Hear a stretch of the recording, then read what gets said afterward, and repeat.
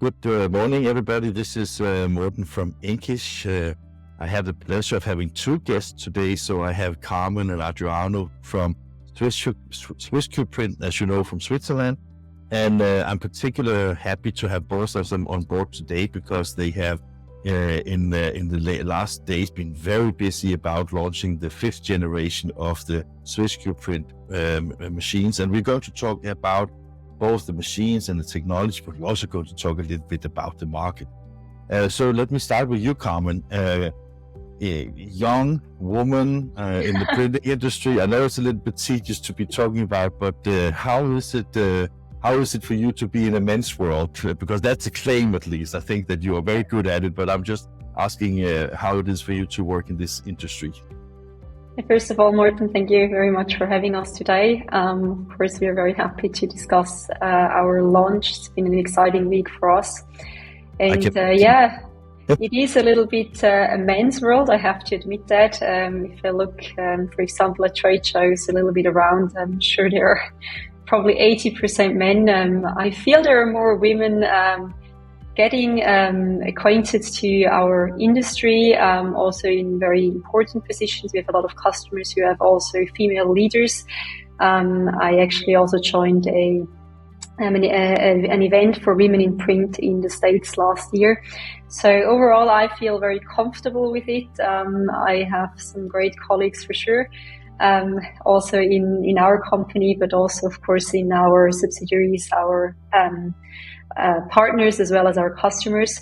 And I never really realize it. Of course, sometimes people come up with, hey, it's a man's world. I don't think I realize it as much because in the end, we are all people working together, and it doesn't really matter who we work with. And I also have to say I've always been very well respected by everyone in the industry. And you know, in the name of equality, then of course I have to ask the same question to Adriano. So Adriano, how is it to be in a men's world? Because I think that what Carmen just said is super interesting. Because I have always been more like, you know, it's we have at least two biological genders, and these genders work together. And when it works fine, I think it's brilliant.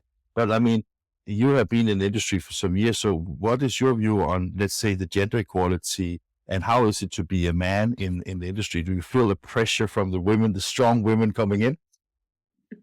Not at all, actually. I think it's a privilege that we have a lot more women in the industry, and I'm all for that. I think that gender equality, A, is very important, but B, they bring just a different mindset to everything. We realize that very much so with Carmen being on our team.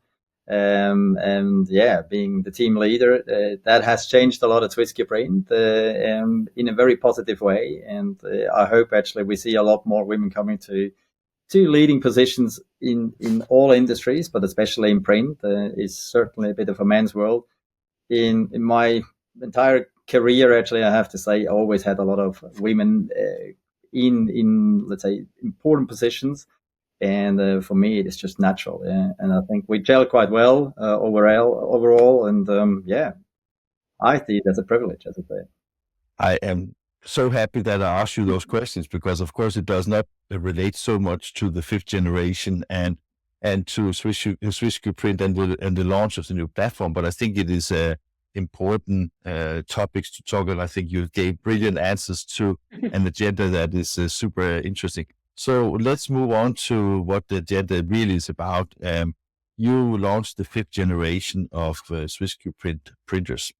We have done some interviews, mainly in North America, but also at Juba. And when I see your equipment, I don't know if I'm right, but I always see that as very innovative. I remember the first time I saw a digitally printed lenticular, it was on a swissQprinter. The first time I saw neon colors on a large format printer, it was made by you guys.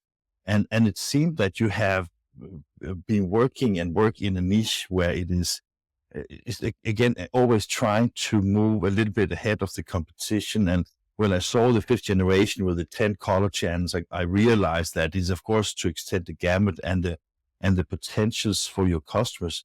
How important is it to be let's say, the leader in also from technology and creative perspective, Carmen? For us, it's very important. In the end, as you mentioned, we are somewhat in a niche market. It's not like some other players in the market that we have a huge portfolio. So our focus is in the end on UV printers. The biggest share, of course, our flatbed machines, and then the Caribou roll printer with a little bit more diversity in our portfolio. But in the end, we can never stand still. We feel that we are in a very good position, also with being number one in Europe for so many years. But it would be completely wrong to think we can now just relax and, maybe ride on our success and not invest in our R&D. And roughly 30% of our employees in the headquarters are in R&D, and we always need to focus to improve our products.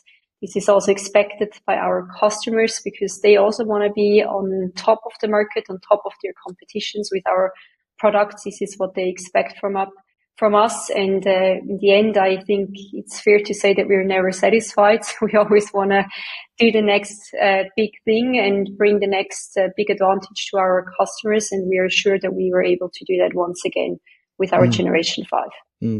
And Adriano, I can't help think about it because I had the pleasure of having a very cold early Saturday session with your North American boss, Eric Norman, visiting the Bernard Group in Minnesota. And I think it was, to me, that was. I mean, I've been with the printer before, so I know that they are like really.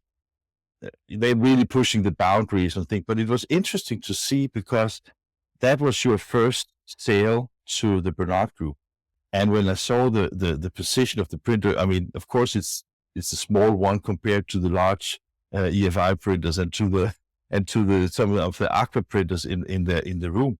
But what was really great was the expectations to create higher value print. So basically, it was an opportunity for, let's say, move beyond the commodity and really also create something that has a higher value for both the customer and for your customer.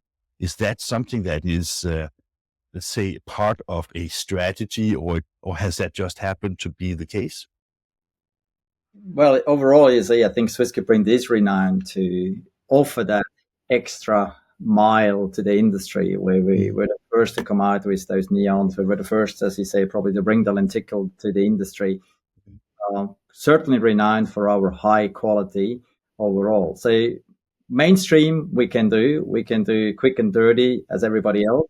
At the same time, with the very same printer, you can do high quality prints that literally were probably outstanding and leading the market there. So we want to bring that extra. So 70% we can do as everybody else can do, but you can do that 30% extra with our printer that it's difficult some other brands actually to achieve. And so one machine fits all application, and especially on the high value propositions, we certainly excel with.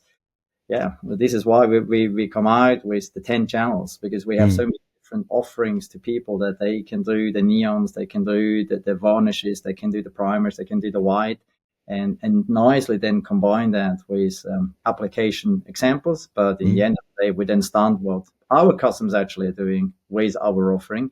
And I think Bernard Group is just a great example of we were not the first to be there with UV, but let's say they now have a taste of what UV can do as well for them on a different level. And I would also give you cadeau to both of you, because when you said to me before we turned on the camera that you will almost always be at the trade shows, I think that when you come to a trade show like Printing United, where we met each other the first time, Carmen, I think that one thing is to see machines, and you can, if you sometimes just pass through the halls, you can think at first, oh, they just look like each other, right? But then you have spent a lot of time on creating some really beautiful samples and showcasing applications that is really, really beyond what you see from most others in the industry. Do you spend a lot of time on also finding creatives that can help you utilize the technology to the max?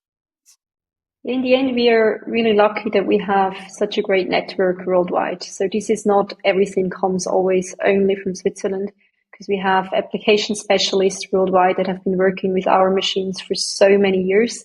And they also have great ideas. So sometimes they bring a new sample to us that we say, because you always think, I've seen everything. Everything has been there. Everything has been invented. There is nothing new, but it's never true. And in the end, they come up with something completely new. And then we're like, oh yeah, this is really, really cool. We've never seen that before. And then we have also ideas to maybe bring this to the world, bring this to other customers, because we also feel it's a bit our job to help our customers to understand what the extent is they can do with the machine. And Adriano talked about it. Yes, there will always be the bread and butter jobs that we can do with our machines, that are done with our machines daily. But then customers see this extra, and they also need to sell it. So they need good samples that their sales team can in the end go out and see, okay, is this something that we can sell? Maybe it's not always on day one that this happens, but for sure it's over the years as they use the machine. Maybe they upgrade the machine with a different color option, that they really see, hey, everything is in the end possible. On top of that, we also do a creative challenge. We've now already done that 3 times.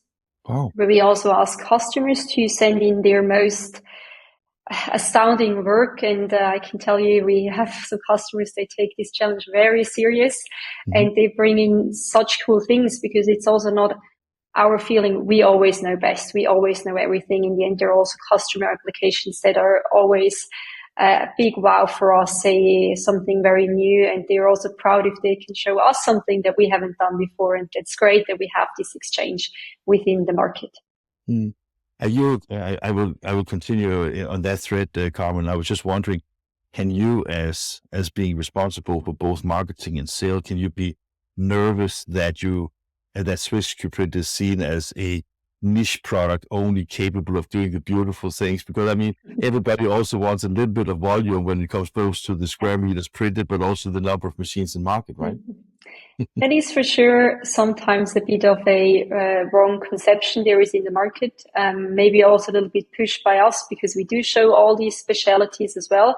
Of course, sometimes we can also just print a 4x8 board very quick. That's, for example, during our press event, we did that as well.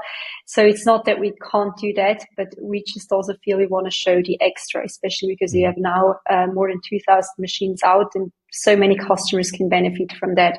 But for sure, in newer markets for us, like, for example, the US, some still see us, can only do niche. And we also try to show them, hey, this is not true. In the end, you can do both. You can really do the niche, but you can do everything else. And honestly, we have also many customers, they first buy the machine for niche, but then they realize once they get the machine, that maybe another machine is down, or maybe they have a big job that they can't handle with one machine, that they put these bread and butter jobs firstly on the swissQprint, and then they suddenly realize, oh, this is really efficient. This is really good quality. I can really sell that, and customers appreciate it. Sometimes with a negative effect as well, because then customers are used to it, maybe sometimes a bit of different quality, and say, next time I want this again. But of course, for us, a nice story. And we can't always convince everyone that it's not only a niche product, even though we tell it, but sometimes customers also have to experience it themselves, or talk to their peers and realize, okay, I didn't realize I could do that as well. Adriano, first of all, to both of you, congratulations. The 2,000 machines in market is quite a lot, of course. When you look at the 5th generation, would you say, is it iteration or a revolution? For us, probably feels like a revolution in the end of the day, because there is hardly a part that we can use from generation 4. Literally everything has changed in that printer, and it has changed for the better for the customers in the end of the day. Starting from, we knew with generation 5, we want to work on that speed as well. So we want to have more speed, and we don't want to be the gallery printers. We want to show that we can do the bread and butter jobs quickly, efficiently. And so we worked on that. From there, we said we need the versatility. We need to get these 10 channels in with the neon colors. We had a lot of dramas actually that we didn't have enough channels with 9. And I can tell you now, we're talking already. A lot of our customers say 10 channels are not enough for all the offerings you have. You have 6 colors, you have white, you have varnish. Then we want to do the orange. We have the neons, and we actually quite like your primer as well. Yeah, we don't have enough channels. 10 though, enough at the moment. And one actually led to the other one, because in order to have more, you also need to build a bit bigger. When it gets bigger, it gets heavier. And so the base changed in the end of the day as well. So we basically changed the head carriage, we changed the whole beam, and we changed the base. So the whole mechanical construction of the printer has changed, and it has changed to a lot sturdier machine, which is super robust, absolutely no vibration, which is very, very important in print. And we learned that over the years. We were always there with high quality, but sometimes we could see things actually we didn't like. And we worked towards that and tried to improve that, and certainly continue. The reason why I was asking, Adriano, was because, I mean, when you saw your, we were not at the press event, but we saw of course, the press release, and also the landing page that you made specifically for the 5th generation. If you just browse through very, I would say a little bit fast, but still to get like what this is about, to get an overview first. I think that in large format, it often the bells and whistles are often size, speed, new colors, like these kind of things, right? And I was just wondering, because from a communications perspective, I guess that it's also important really for people to understand that this is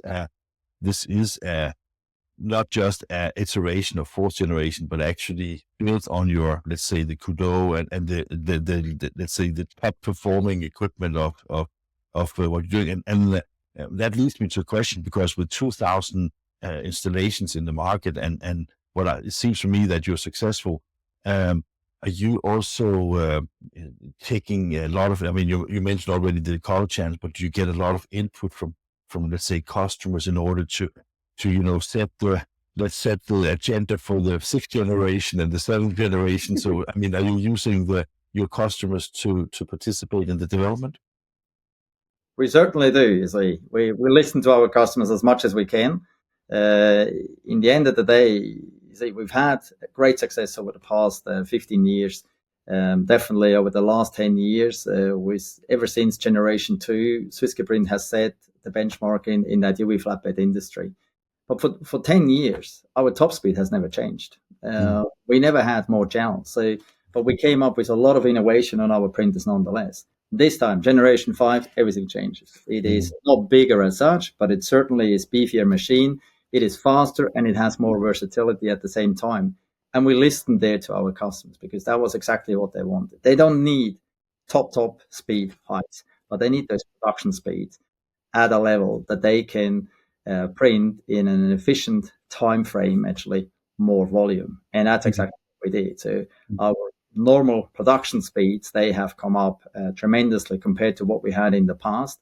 And that's what gives them that competitive edge when time to market actually is important, that they can really fulfill that with the new printers. And there we certainly listened, and first initial feedbacks from the customers, actually, they have seen the printers in the meantime.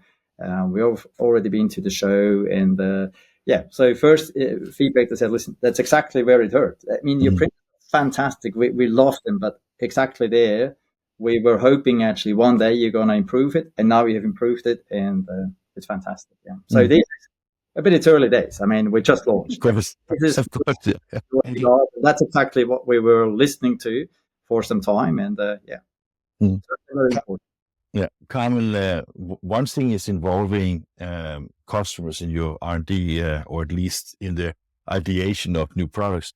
How much do you look upon the competition in the market? Because, I mean, if you look at the market, there is competition, maybe not on the highest level, but if we talk in the bread and butter market, there is a lot of competition from many different players in the market. So how much does competition play a role in when you set the feature sets of the 5th generation, for example? None at all. None at all? No, in the end, Oh, there well, is always, you grabbed me. no, for us, it was always clear that we're not a Me-Too producer. So we don't just look what everyone else does and then we do the same, because we always want to be innovative. We have our own ideas in R&D.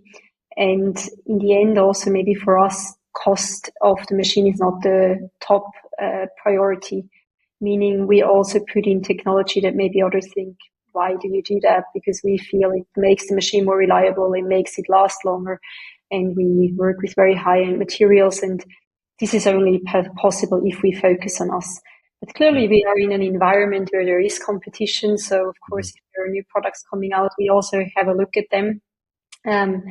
But still, we feel that it's better if we focus on customer feedback.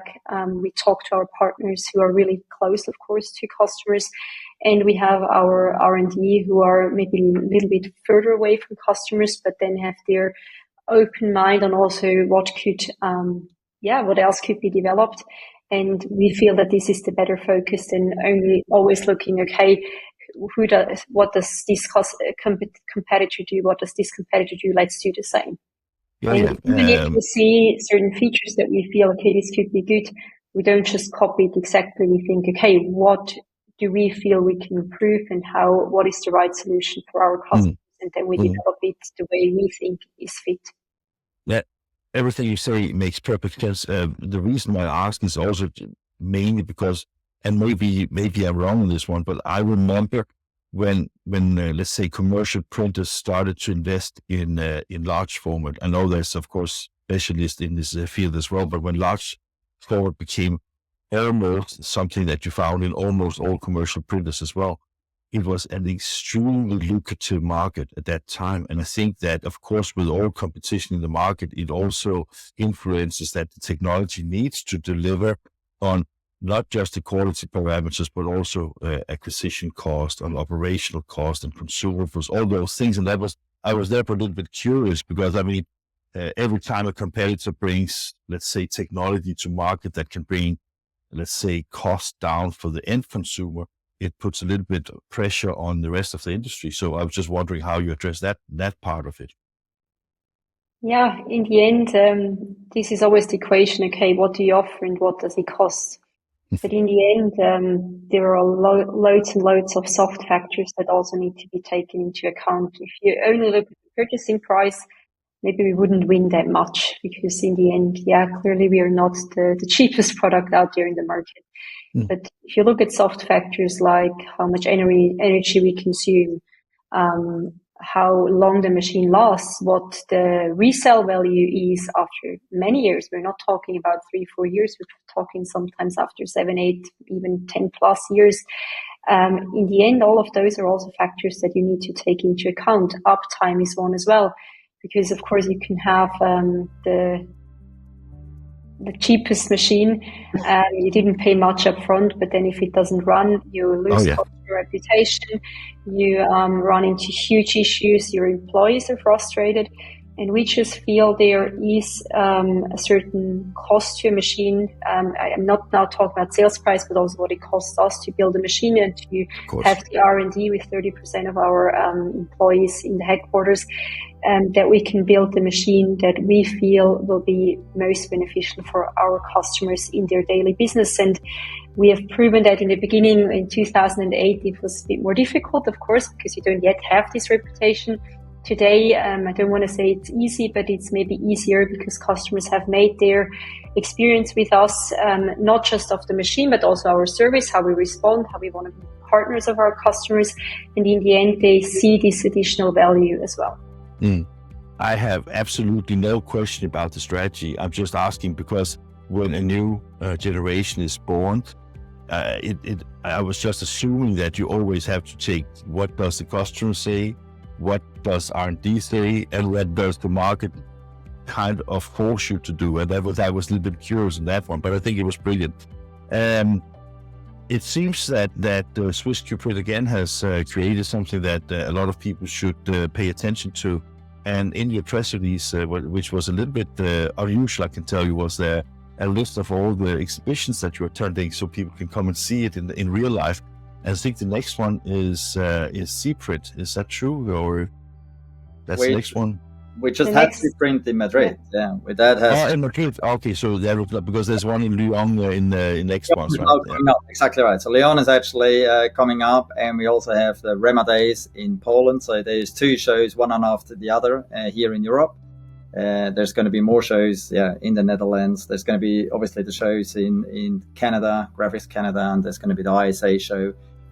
But throughout, actually, we also have a lot of open houses. So people are, the good thing is it has been launched, but it's already with our partners. So all our subsidiaries and a lot of the partners actually already have demonstration equipment in their facilities. So we're really ready.